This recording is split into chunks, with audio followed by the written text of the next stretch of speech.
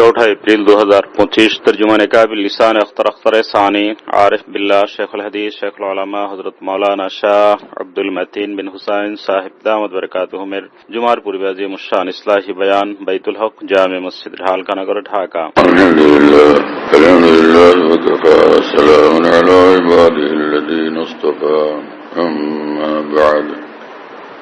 أعوذ بالله من الشيطان الرجيم بسم الله الرحمن الرحيم يا أيها الذين آمنوا اتقوا الله وقولوا قولا سديدا يصلح لكم أعمالكم ويغفر لكم ذنوبكم ومن يطع الله ورسوله فقد فاز فوزا عظيما صدق الله مولانا العظيم।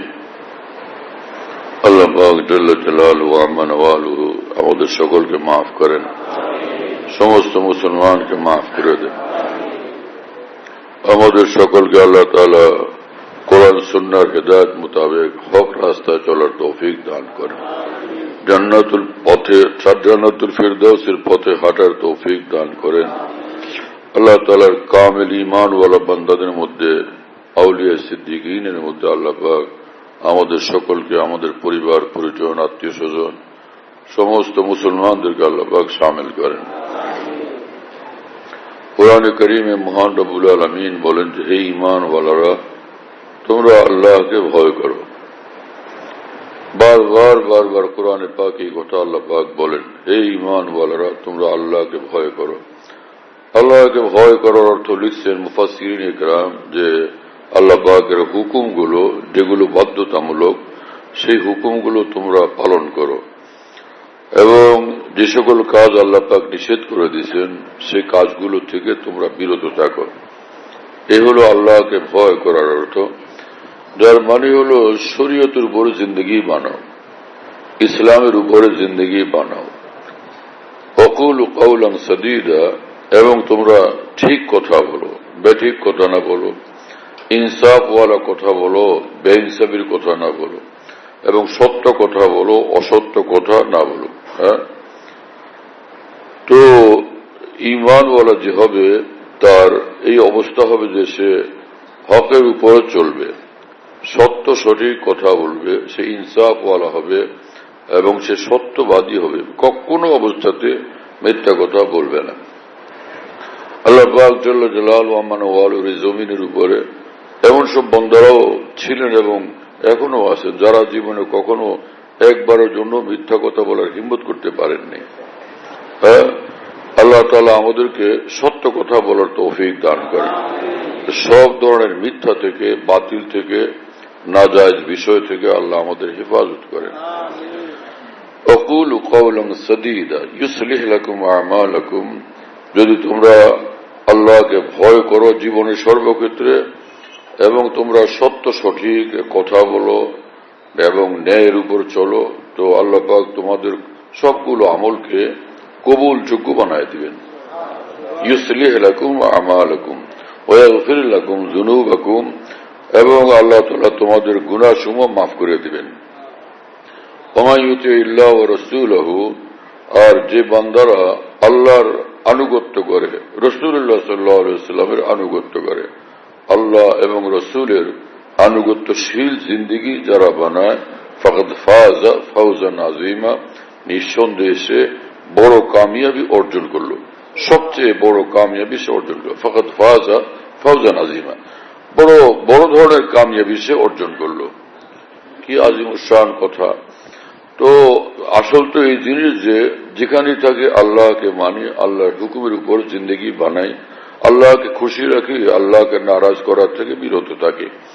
আমাদের কষ্ট হবে দুনিয়ার সমাজে চলতে, যে অনেক মানুষ এরকম আজাদ ভাবে, স্বাধীনভাবে, লাগামহীনভাবে চলে এবং স্বেচ্ছাচারিতার মধ্যে দুনিয়ার নিষিদ্ধ মজাগুলো সে উপভোগ করতে থাকে। ঈমানওয়ালা বান্দা এত সব নিষিদ্ধ বিষয় থেকে বাঁচতে গিয়া তার কষ্ট তো হবে, কিন্তু আল্লাহ পাক জাল্লা জালালুহু আম্মা নওয়ালুহু বলেন, ওয়াল্লাযীনা জাহাদু ফীনা লানাহদিয়ান্নাহুম সুবুলানা, যে সকল বান্দারা আমি আল্লাহ সন্তুষ্টির জন্য কষ্ট স্বীকার করবে, তো আমি আল্লাহকে পাওয়ার জন্য যত রাস্তা সবটা তার জন্য আমি একদম সহজ করে দিব। আমি নেক আমলগুলোর তাকে তৌফিক দিয়ে দিব এবং হেদায়েতের সব দুয়ার তার জন্য খুলে দিব। ওয়াইন্নাল্লাহা লামাআল মুহসিনিন, এবং যারা সত্যিকার অর্থে আন্তরিকভাবে সৎকর্মশীল ভালো আমলওয়ালা, তো আল্লাহ পাকের খাস বান্দা তারা, আল্লাহ পাকের খাস সান্নিধ্যের পরশ ধন্য ওই সকল বান্দারা। ওয়াইন্নাল্লাহা লামাআল মুহসিনিন, নেককার একদমই খাঁটি বান্দা যারা, আল্লাহ পাক তাদের সঙ্গে হয়ে যান। অনেক বড় কথা যে আল্লাহ পাক তার সঙ্গে হয়ে যান দুনিয়ার সর্বত্র, সব জায়গাতে আল্লাহ পাক তার সঙ্গে, এবং সে কবর জীবনে এবং পরকাল জীবনে সব জায়গাতে আল্লাহ পাক তার সঙ্গে। আল্লাহ আমাদেরকে মাফ করেন। আল্লাহ পাকের সেই বান্দাদের মধ্যে শামিল হওয়ার জন্য আল্লাহ আমাদেরকে কবুল করেন। তো একটা হলো ইত্তাকুল্লাহ, আর এক হচ্ছে যে জবান যাতে সবসময় ঠিক থাকে, বেঠিক কর্মকাণ্ডে কখনো লিপ্ত না হয়। যে মিথ্যা কথা, নাজায়েজ কথা, অন্যদেরকে অপমান করার মতো কথা, কষ্টদায়ক কথা, অথচ এই বিষয়গুলোর উপরে দিনদার লোকেরাও কিন্তু এখন পর্যন্ত আমল করে কামিয়াব হইতে পারে নাই।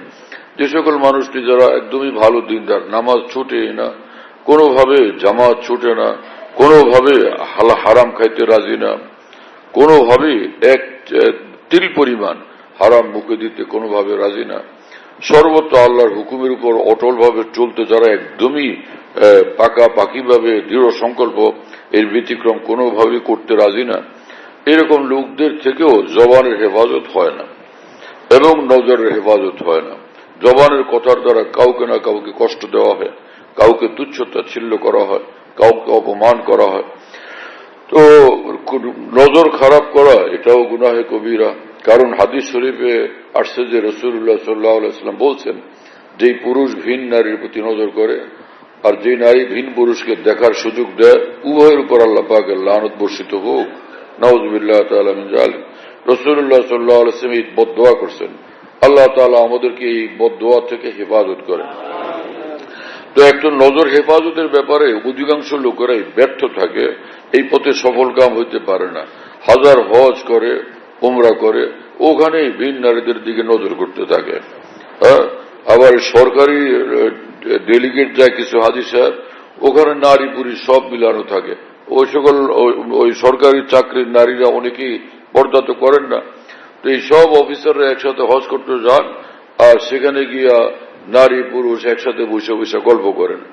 এক আপাকে নিয়ে সব ব্রাদার ব্যস্ত, তো নিজের হজকে ওখানেই বরবাদ করে দেন সকলে। এই হজ করার কি ফায়দা? খালি একটা ঘর পুরা করা যে আমি হজ করে আসছি।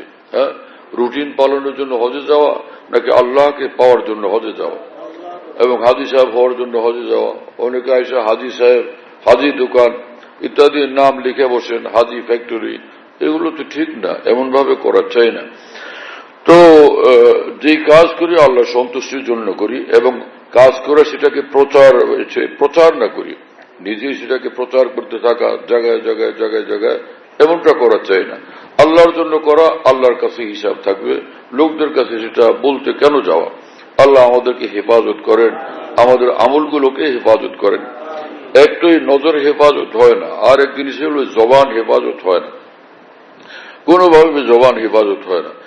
বহু বছর আগে আমার শেখ আরিফুল্লাহ মাওলানা শাহ হাকিম মোহাম্মদ আখতার সাহেব রহমতুল্লাহর কামরাতে কয়েকজন হযরতের ঘনিষ্ঠ মানুষ, একজন আলেম যিনি একদমই হযরতের এলাকার বহুত নিকটবর্তী, তো তার ব্যাপারে কিছু কথাবার্তা বলতেছিলেন। যে মানুষটা হযরত ওয়ালা রহমতুল্লাহকে ভীষণ কষ্ট দিয়েছেন, অনেক বেশি রকমের কষ্ট দিয়েছিলেন। এই তো হযরতের তিন চারজন মুরিদ যখন ওই লোকটা সম্পর্কে, ওই আলেম সম্পর্কে কথা বলতেছিলেন, তো ওর মধ্যে এক সাথী হাজী শামীম সাহেব রহমতুল্লাহ আলাইহি ইন্তেকাল হয়ে গেছে। তিনি আমাকে ঘটনা শুনাইছেন। হযরত ওয়ালা তখন বললেন যে, ভাই এহসান না বলো, ও এক আলেম দ্বীন হ্যাঁ। ভাই তুমি একজন আলেমে দ্বীন সম্পর্কে এরকম কথা বলতেছো, এরকম বলো না ভাই, থামো। বলেন যে হযরতের এই কথা আমরা থেমে গেছি। সারা জীবন যে মানুষটা জুলুম করছেন, কষ্ট দিচ্ছেন, কিন্তু সেই মানুষটার ব্যাপারে দুই কথা বলার সুযোগ তিনি দেন নাই। সুবহানাল্লাহ বিহামদিহি। আমাদের ঢাকার লালবাগ মাদ্রাসার যিনি অনেক বড় মুহাদ্দিস ছিলেন এবং শেখুল ইসলাম মাওলানা হোসেন মাদানী রহমতুল্লাহ আলাইহির উচ্চ লেভেলের শিষ্য ছিলেন, শেষ জীবন যাত্রাবাড়ি মাদ্রাসায় ছিলেন হযরত মাওলানা হিদায়াতুল্লাহ সাহেব রহমতুল্লাহ আলাইহি। তার সম্পর্কে বড় কাটরা মাদ্রাসার হযরত মাওলানা মোহাম্মদ আলী চাঁদপুরী রহমতুল্লাহ আলাইহি, যিনি মুইজুস-সুন্নাহ মাওলানা শাহ আব্দুর রহমান সাহেব রহমতুল্লাহর সাথী, শেখুল হাদিস মাওলানা জাকারিয়া রহমতুল্লাহর শিষ্য, অনেক বড় আলেম, শেখুল হাদিস মাওলানা আজিজুল হক সাহেব রহমতুল্লাহর উস্তাদ। সেই মানুষটা বলছিলেন যে আমি যদি কসম করেও বলি মাওলানা হিদায়াতুল্লাহ সাহেব সারা জীবনে কখনো গীবত করেন নাই, কোনোভাবে আমার কথা কেউ অসত্য প্রমাণ করতে পারবে না। ওই মানুষটাকে আমরা দেখছিলাম যে জীবনে নানানভাবে পেরেশানিতে পড়ছেন এবং নানান রকমের লোকদের দ্বারা ঝামেলার সম্মুখীন হয়েছেন, অনেক কঠিন পেরেশানির সম্মুখীন হয়েছেন, কিন্তু খালি চুপচাপ থাকতেন আর করতেন, কিন্তু বলতেন না কিছু, চুপচাপ থাকতেন। তো সত্যি সত্যি জবান হেফাজতের বিষয়টা অনেক দামি, অনেক গুরুত্বপূর্ণ, যেটা আমাদের দ্বারা হয়ে ওঠে না। রব্বুল আলামিন আমাদের সকলকে হেফাজত করেন। রাসূল আকরাম সাল্লাল্লাহু আলাইহি ওয়াসাল্লাম বলছেন যে একজন মানুষ মুসলমান তো তখন হয়, সত্যিকার মুসলমান তখন হয় যখন তার জবান এবং হাতের জুলুম থেকে সব মুসলমান এবং সব মানুষ নিরাপদ হয়ে যায়। আমরা সকলে পাক্কা ইরাদা করি আমি আমার নজর খারাপ করব না, আমার চোখের আলো দিয়ে আমার আল্লাহকে নারাজ করব না, আমার জবানের বাকশক্তি দিয়ে আমার আল্লাহকে আমি নারাজ করব না, কোন মানুষকে, কোন মুসলমানকে, কোন মাখলুককে আমার জবানের দ্বারা আমি কষ্ট দেব না। এক সাহাবী উকবা ইবনে আমির রাদিয়াল্লাহু তাআলা আনহু, তিনি রাসূলুল্লাহ সাল্লাল্লাহু আলাইহি ওয়াসাল্লামের কাছে বললেন, মান নাজাত ইয়া রাসূলুল্লাহ, ইয়া রাসূলুল্লাহ, নাজাত পাবো কিভাবে? নাজাত পাবো কালকে আমাদের জাহান্নাম থেকে কিভাবে? রাসূলুল্লাহ সাল্লাল্লাহু আলাইহি ওয়াসাল্লাম বললেন যে আমলিক আলাইকা লিসানাকা ওয়ালিয়াসাকা বাইতুকা ওয়াবকি আলা খাতিয়াতিক। তিন কাজ করো। নম্বর 1, তোমার জবানের উপর পূর্ণ নিয়ন্ত্রণ কায়েম করো, জবানটার উপর পূর্ণ নিয়ন্ত্রণ কায়েম করো। এই জবানের দ্বারা যে আল্লাহকে নারাজ করার মতো, আখিরাতকে বরবাদ করার মতো কোনো বিষয় যেন জবান থেকে প্রকাশ না পায়, এই মুখের দ্বারা এমন কিছু না ঘটে। ওয়ালিয়াসাকা বাইতুকা, এবং তোমার ঘর যেন তোমার জন্য বিশাল এক জায়গা হয়, যে সুপ্রশস্ত এক জায়গা। তার মানে এখানে ওখানে যেখানে পাপের বিষয়, লোকদের সঙ্গে মাখামাখি করতে গেলে, কথা বেশি বলতে গেলে সেখানে এরকম অ্যাক্সিডেন্ট হয়ে যায়, গুনাহ হয়ে যায়। তো যেখানে গুনার বিষয়, যেখানে আল্লাহ থেকে গাফেল হওয়ার বিষয়, যেখানে আল্লাহর হুকুম থেকে বিচ্যুতির আশঙ্কা, এমন জায়গা থেকে বিরত থাকো। এই ছিল এই কথার উদ্দেশ্য। ওয়ালিয়াসাকা বাইতুকা ওয়াবকি আলা খাতিয়াতিক, এবং নিজের গুনাহের জন্য আল্লাহর কাছে কান্নাকাটি করতে থাকো। কি মূল্যবান তিনটা কথা, সুবহানাল্লাহ। আশ্চর্য। তিনি বললেন যে নাজাতের কি রাস্তা, তিন কথা একসঙ্গে, কি আশ্চর্য, কি সুন্দর কথা বলে দিয়েছেন। আল্লাহ একবার, যে জবানকে কন্ট্রোল করো এবং সে বাজে গুনাহের যেখানে আশঙ্কা এবং নানান খারাপ জিনিসে আক্রান্ত হওয়ার আশঙ্কা, সেখান থেকে নিজেকে কন্ট্রোল করো, হেফাজতে রাখো, নিয়ন্ত্রণে রাখো। আর ওয়াবকি আলা খাতিয়াতিক, এবং নিজের গুনাহের জন্য কান্নাকাটি করতে থাকো। যে হাদিসে পাক থেকে কতটা গুরুত্বের সাথে এটা বোঝা যায়, জবানকে হেফাজত করা। তিন জিনিসের মধ্যে 1 নম্বরে বললেন জবান হেফাজত, এটাকে শুরুতে প্রথম নম্বরে নিয়ে আসছেন। এরপরে হলো যে সারা জীবন কাঁদতে থাকো, ওয়াবকি আলা খাতিয়াতিক, কাঁদতে থাকো। আর এক হাদিস শরীফে রাসূল আকরাম সাল্লাল্লাহু আলাইহি ওয়াসাল্লাম বলছেন, ইবকু ফাইন লাম তাবকু ফাতাবাকাউ, তোমরা কান্নাকাটি করো, কাঁদতে না পারলে, চোখের পানি দিয়ে কাঁদতে না পারলে কান্নার ভান করো, কান্নার ভঙ্গি বানাও, তো সেটার দ্বারাও রব্বুল আলামিন খুশি হবেন। কি সবক, তাকওয়ার কি সবক, জিন্দেগি বানানোর কি সবক রাসূলুল্লাহ সাল্লাল্লাহু আলাইহি ওয়াসাল্লাম আমাদেরকে দিয়ে গেছেন। এবং রাসূল পাক সাল্লাল্লাহু আলাইহি ওয়াসাল্লাম এক হাদিস শরীফের মধ্যে বলছেন যে এই জবান, যে হাল ইয়াকুবুন নাস ফিন নার ইল্লা হাসাইদু আলসিনাতিহিম, যে বহু মানুষকে, আওয়াজ আরো বাড়াও, কষ্ট হয়ে যায় কথা বলতে। আল্লাহ ভালো মাইক দেন আমাদেরকে। যে মসজিদে নববী এবং মক্কা মুকাররমার মাইকে জীবনে একবারের জন্য শুনি না যে কোনো ডিস্টার্ব করে। আমাদের মাইকগুলো ডিস্টার্ব করতে থাকে, কি বিষয় আমরা জানি না।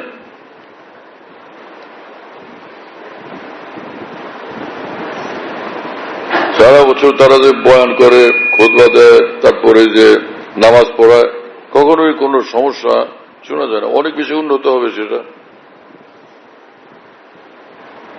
আল্লাহ তাআলা ওইরকম মাইক আমাদেরকেও দান করেন, ওইরকম যন্ত্রপাতি। হ্যাঁ, যে বহু লোককে জাহান্নামে নিয়ে যাবে তাদের জবানের কীর্তিকলাপ, তাদের মুখের কথাবার্তা। ইন্না লিল্লাহি ওয়া ইন্না ইলাইহি রাজিউন। আল্লাহু আকবার। আল্লাহ তাআলা আমাদেরকে হেফাজত করেন। আর এক হাদিস শরীফে রাসূল আকরাম সাল্লাল্লাহু আলাইহি ওয়াসাল্লাম বলছেন যে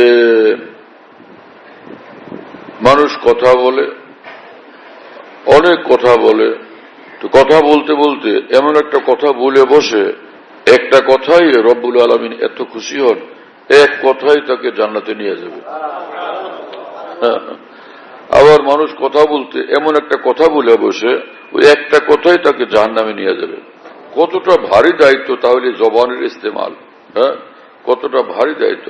এজন্য যে কথা বেশি বলা এটা ঠিক না। রাসূল আকরাম সাল্লাল্লাহু আলাইহি ওয়াসাল্লাম বলছেন, মান সাকাতা নাজা, যে চুপ থাকবে সে নাজাত পেয়ে যাবে। মান সাকাতা, যে চুপ থাকলো, নাজা, সে নাজাত পেয়ে গেল। তো কথা কি বলবে না? তাই নিজের সন্তানের সঙ্গে কথা বলবে না, স্বামীর সঙ্গে কথা বলবে না, স্ত্রীর সঙ্গে কথা বলবে না, দ্বীনের কথা বলবে না, কথা তো বলবে, কিন্তু যে কথা ক্ষতিকর, যে কথা ঝুঁকিপূর্ণ, যে কথা দুনিয়া বা আখিরাতের জন্য বিপদের কারণ, এইরকম কথা বলা থেকে বিরত থাকা, এটা উদ্দেশ্য।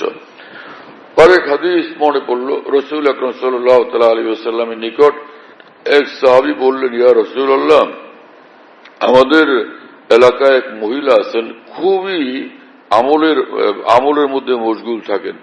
এই নফল আমল, বহুত আমল, এত আমল করেন তিনি। আরেকটা হচ্ছে যে দান সদকা করতেই থাকেন। এই দোনো আমলই বহুত প্রিয়। তো কিন্তু একটা বিষয় হচ্ছে কি, এই মহিলার ব্যবহারে মানুষ কষ্ট পায়। ওই মানুষ তার ব্যবহারের দ্বারা বহু লোক কষ্ট পায়।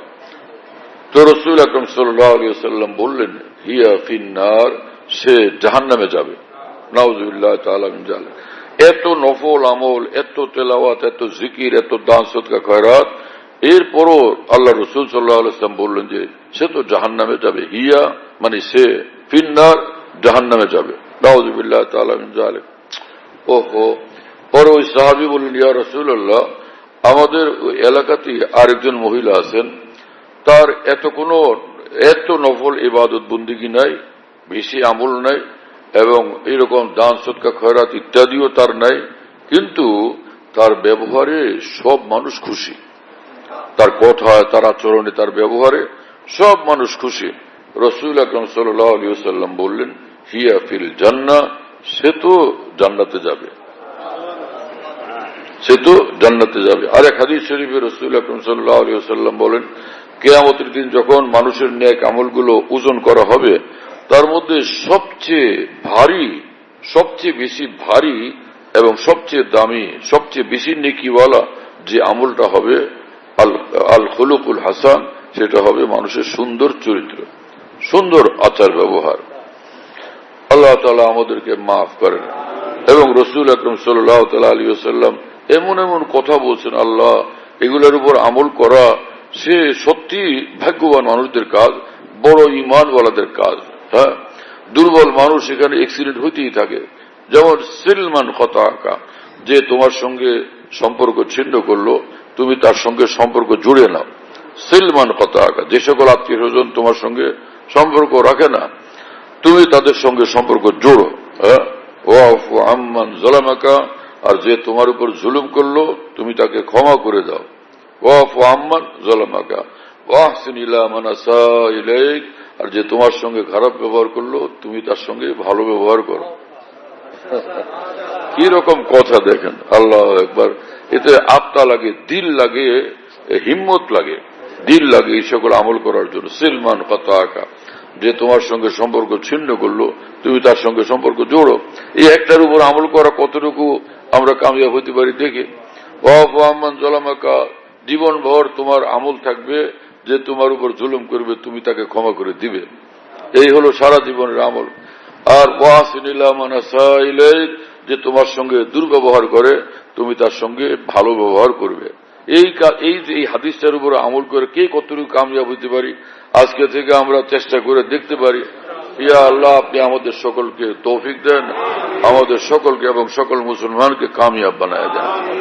আমরা তো কেউ কোনো কিছু করলে তো সেটা তো আমরা অনেক মানুষ এরকম যে প্রতিশোধ না নিয়ে ছাড়ে না। ও আমাকে এরকম বলছে, আমার সঙ্গে জবান নেই।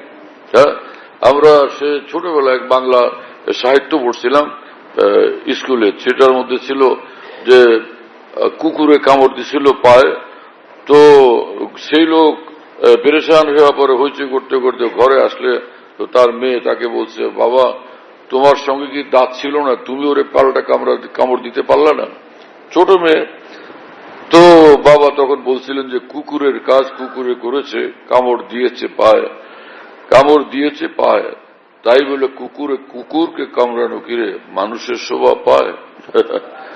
মাওলানা জালালউদ্দিন রুমি রহমতুল্লাহ আলাইহি বলেন যে আল্লাহ পাকের দ্বীনের খেদমত যারা করেন, হ্যাঁ না, এই সকল ওলামা আউলিয়া বুজুর্গান দ্বীন, ওই সকল দ্বীনের খাদেম, তাদের বিরুদ্ধে অনেকে অনেক কিছু করে, অনেক কিছু বলে, তো সেগুলোর ক্ষেত্রে আল্লাহ পাকের হুকুম হলো তোমরা সবর করো। আল্লাহ পাক কোরআনে কারীমে রাসূলুল্লাহ সাল্লাল্লাহু আলাইহি ওয়াসাল্লামকে বারবার বলছেন আপনি সবর করেন, আপনি সবর করেন। এবং আল্লাহ পাক বলছেন যে যদি প্রতিশোধ গ্রহণ করেন তাহলে একদম সমান সমান পরিমাণ, এক থাপ্পড়ে এক থাপ্পড়, হ্যাঁ না, একটা করা কথা একটা করা কথা। কিন্তু যদি ইন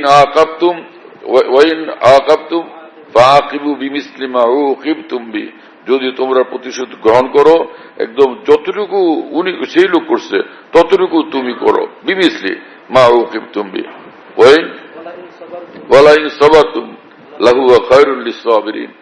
আর আল্লাহ পাক বলেন যে যদি তোমরা সবর করতে পারো, সবরকারীদের জন্য সেটা হলো উত্তম বিষয়, দামি বিষয়, সুন্দর বিষয়।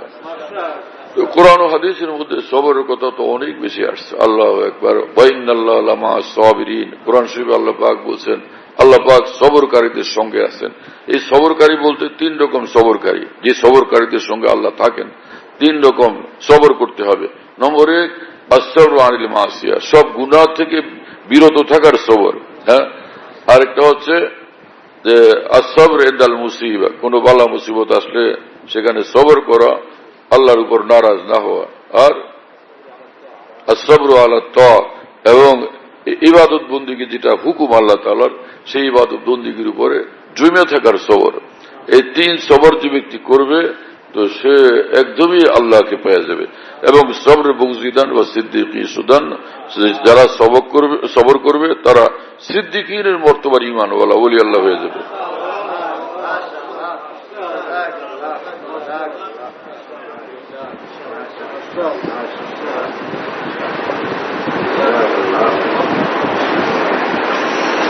সবর করতে যারা জানেন এরকম লোক আমরা দেখছি অনেক, যে সবরের ক্ষেত্রে কামিয়াব।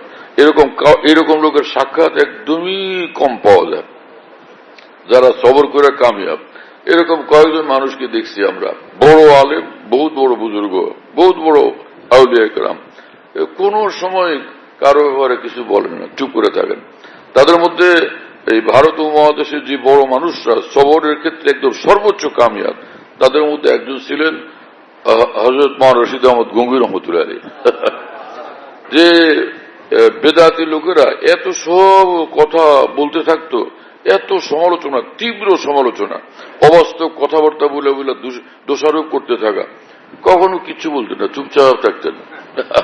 আশ্চর্য মানুষ। এবং তারা আজে বাজে ওনার বিরুদ্ধে লিখে চিঠি লিখত। তো ওনার খাদেম হযরত মাওলানা জাকারিয়া রহমুল্লাহর আব্বা হযরত মাওলানা ইয়াহিয়া কানলুবি রহমুল্লাহ পড়ে পড়ে শুনাইতেন। হযরত গঙ্গুই তখন শেষ জীবনে চোখে দেখতেন না। একবার অনেক দিন পর্যন্ত আর কোন চিঠি এরকম সমালোচনামূলক চিঠিপত্র আর শুনান না। পরে হযরত গঙ্গুই বললেন, মাওলানা রশিদ আহমদ গঙ্গুই রহমুল্লাহ বললেন, ভাই আজকাল আমার দোস্তরা আমাকে কি স্মরণ করে না? क्या आजकल हमारी वो दोस्त, हमारे वो अहबाब, वो आजकल हमें याद नहीं करते, তারা কি আজকাল আমার স্মরণ করেন না? তো তিনি বললেন, হযরত জি এমন নিচু ভাষায় লেখে, এগুলো শোনানো সম্ভব না। তো তিনি বললেন যে কেন ভাই, শোনাও, হইতে পারে ওর মধ্যে এমন কোন কথা আছে যেটা আমার জীবনটাকে কামিয়াব করে দিবে। আমাকে উপকৃত করবে এমন কোন কথা আছে, শোনাও না করে শোনাও। এক আশ্চর্য মানুষ দেখলাম, হ্যাঁ না। আরেকজন ছিলেন হযরত মির্জা মাজার জানে জার রহমতুল্লাহ আলী, বোর যন্ত্রণায় জান যেত কিন্তু টু শব্দ করতেন না, নিজের বোর যন্ত্রণায়। তো মুরিদরা বলছিল, হুজুর এইরকম একটা বিবি আপনি আনলেন, বললেন যে আরে তার নিয়ে হইচি করো, তার উচিলে আল্লাহ আমাকে এই পর্যন্ত পৌঁছেছেন। আমি যে সবর করি তো তার উচিলে তো আল্লাহ পাক এত সব নেয়ামত আমাকে দান করছেন, এত বড় বেলায়েত আমাকে দান করছেন। এই এক বুজুর্গ ছিলেন জুনায়েদ বাগদাদী রহমতুল্লাহ আলাইহি। যাইতেছেন তো বিল্ডিং এর উপর থেকে কারা জানি গরম ছাই ফেলছে, মুরিদরা সঙ্গে ছিল, হইচই করতেছিল। তো তিনি বললেন যে থামো, যে সামান্য একটু গরম ছাই এটা ফেলে আমার মনে হয় যে আল্লাহ পাক এটার উসিলা দিয়ে বাহানা দিয়ে আমাকে জাহান্নামের আগুন থেকে নাজাতের ব্যবস্থা করলেন। সবর করছেন। হ্যাঁ, জুনায়েদ বাগদাদী রহমতুল্লাহ আলাইহি এরকম আশ্চর্য সবরওয়ালা ছিলেন। আমাদের সব আউলিয়া বুজুর্গ, এক বুজুর্গ ছিলেন এই যে হযরত মাওলানা ইলিয়াস রহমতুল্লাহ আলাইহি, ভীষণ সবরওয়ালা মানুষ। শেখুল হাদিস মাওলানা জাকারিয়া রহমতুল্লাহ আলাইহির এক কর্মচারী ছিলেন, উল্টাপাল্টা কাজ বেশি বেশি করতেন। তো হযরত শেখুল হাদিস মাওলানা জাকারিয়া রহমতুল্লাহ খুব রাগ করতেন, মাঝে মাঝে ধমক দিতেন যে এরকম করো কেন। একদিন ওইরকম কি উল্টা করছিল, মাওলানা জাকারিয়া রহমতুল্লাহ আলাইহি তার খুব রাগ করলেন, বড় বড় হযরত আমাকে মাফ করে দেন। তো তিনি বললেন যে কত মাফ করবো, তুমি তো, আমি তো দিনটা তোমারটা আমি ভুগতে থাকি মিয়া, দিন রাত যন্ত্রণা সইতে থাকি। তো কাছেই ছিলেন হযরত মাওলানা ইলিয়াস রহমতুল্লাহ আলাইহি, তিনি আপন চাচা। তিনি আস্তে কানের মধ্যে বললেন যে মাওলানা উতনা ভুগত জিতনা ওহা ভুগতওয়া না হয়, মাওলানা ওই পরিমাণ সহ্য করো যেই পরিমাণ তুমি চাও কাল কিয়ামতে আল্লাহকে সহ্য করাইতে। যেই পরিমাণ আল্লাহর কাছে সহ্য করাইতে চাও ওই পরিমাণ নিজে সহ্য করো। এগুলি মিম্বরে বসে ওয়াজ করা, বয়ান করা এক জিনিস, কিন্তু জীবনে বাস্তবায়ন করা অত সহজ না। কথা বুঝতেছেন প্রিয় বন্ধুরা? কি আজীব আজীব ঘটনা। ইসলিহ লাকুম আমালাকুম ওয়া ইয়াগফির লাকুম যুনুবাকুম ওয়া মান ইউতিল্লাহ ওয়া রাসূলাহু, যে ব্যক্তি আল্লাহ এবং আল্লাহ রাসূলের আনুগত্য করে, একদম পুরোপুরি মানে চলে, ফাকাদ ফাযা ফাওজান আযীমা, একদম বড় বিশাল বড় কামিয়াবি সে অর্জন করলো। আল্লাহ ওই বান্দাদের কাতারে আমাদেরকে শামিল করেন। ওয়া আখিরু দাওয়ানা আলহামদুলিল্লাহি রাব্বিল আলামিন ওয়া সাল্লাল্লাহু আলা নবিয়্যিল কারীম আলহামদুলিল্লাহি রাব্বিল আলামিন ওয়াসসালাতু ওয়াসসালামু আলা সাইয়্যিদিল মুরসালিন ওয়া আলা আলিহি ওয়া আসহাবিহি আজমাইন। আল্লাহ আমাদেরকে মাফ করে দেন, সমস্ত মুসলমানকে মাফ করে দেন, আমাদেরকে মুত্তাকি পরহেজগার দীনদার আল্লাহওয়ালা বানায় দেন, কামেল ঈমানের জিন্দগি, কামেল নেক আমলওয়ালা জিন্দগি আমাদেরকে নসিব করেন। আল্লাহ আমাদের আপনজন প্রিয়জন সকলকে মাফ করে দেন। আমাদেরকে ছেড়ে যে মুসলমানরা দুনিয়ার থেকে চলে গেছে তাদেরকে মাফ করে দেন, জান্নাতুল ফিরদাউস নসিব করেন। আমাদের এই বৈশাখী হাউজিং এর মধ্যে আমাদের এই মসজিদের এক মুসল্লি ভাই নজরুল মিয়ার ইন্তেকাল হয়ে গেছে, আল্লাহ আপনি তাকে মাফ করে দেন, তাকে জান্নাতুল ফিরদাউস নসিব করে দেন। আল্লাহ সারা দুনিয়াতে যে সকল মুসলমান চলে গেছেন, আমাদেরও আপনজন প্রিয়জন বন্ধু বান্ধব এই মহল্লার মানুষ, সারা দুনিয়ার মুসলমান যারা কবরে চলে গেছেন, দুনিয়ার থেকে চলে গেছেন, তাদেরকে মাগফিরাত দান করেন, জান্নাতুল ফিরদাউস নসিব করেন। আমাদেরকে সহিভাবে জিন্দগি বানানোর তৌফিক দেন, সিরাতুল মুস্তাকিমের কামিল হেদায়েত আমাদেরকে দান করেন। اللهم ربنا تقبل منا إنك أنت السميع العليم وتب علينا إنك أنت التواب الرحيم سبحان ربك رب العزة عما يصفون وسلام على المرسلين والحمد لله رب العالمين। আমাদের ঢালকানগর খানকাহে যেখানে আমি আছি, খানকা ইয়াদগারে হাকিমুল উম্মত, মনে রাখো, বলো খানকা ইয়াদগারে হাকিমুল উম্মত। হাকিমুল উম্মতের স্মৃতি এখানে স্মরণকারী খানকা। হ্যাঁ, হাকিমুল উম্মতের কথাবার্তায় আলোচনা হয় আলহামদুলিল্লাহ, একটা নাম, কিন্তু তামাম আকাবের কথাই আলোচনা হইতে থাকে আলহামদুলিল্লাহ। বাইতুল হক জামে মসজিদ, ছাপড়া মসজিদ বলে, 5 তলা বিল্ডিং, ওটার নাম ছাপড়া মসজিদ। সেই পুরানো নাম এটা আছে। তো ছাপড়া মসজিদ, সেখানে মাসিক ইজতেমা হয় প্রত্যেক ইংরেজি মাসের দ্বিতীয় বৃহস্পতিবার, আসর থেকে শুরু হয়, রাত 10টা পর্যন্ত, 10:30 পর্যন্ত হয়। তো ওখানে শরীক হওয়ার জন্য চেষ্টা করবেন ইনশাআল্লাহ। খানকা বিডি এই অ্যাপস, এটা খুলতে পারলে ওর মধ্যে বয়ান, কবিতা, বুকস ইত্যাদি সব একসঙ্গে পাওয়া যায়। খানকা বিডি হলো এরকম, স্পেলিং হলো AHANQAH, এর সঙ্গে লাগালাগি বিডি, খানকা বিডি। এই অ্যাপসটা খুললে ওর ভিতরে বয়ানগুলো পাওয়া যাচ্ছে। এটা ডাইরেক্ট শোনা যায় কি, এবং ডাইরেক্ট শোনা যায়। হযরতুল্লাহ দামাত বারাকাতুহুমের বয়ান, যেখানে বয়ান করেন সব বয়ান নেটের মাধ্যমে, টেলিগ্রামের মাধ্যমে পাওয়া যাচ্ছে। হযরতুল্লাহ দামাত বারাকাতুহুম যখন বয়ান করেন, বয়ানটা আমরা দেশ বিদেশ থেকে, দুনিয়ার যে কোনো জায়গা থেকে আমরা পেতে পারি। এই জন্য মুফতি শহীদুল ইসলাম শাহ হুজুরের নম্বরে যোগাযোগ করবেন 01715 80 18 69 80 18 69 01715 80 18 69। যাতে মনে থাকবে ইনশাআল্লাহ সবার।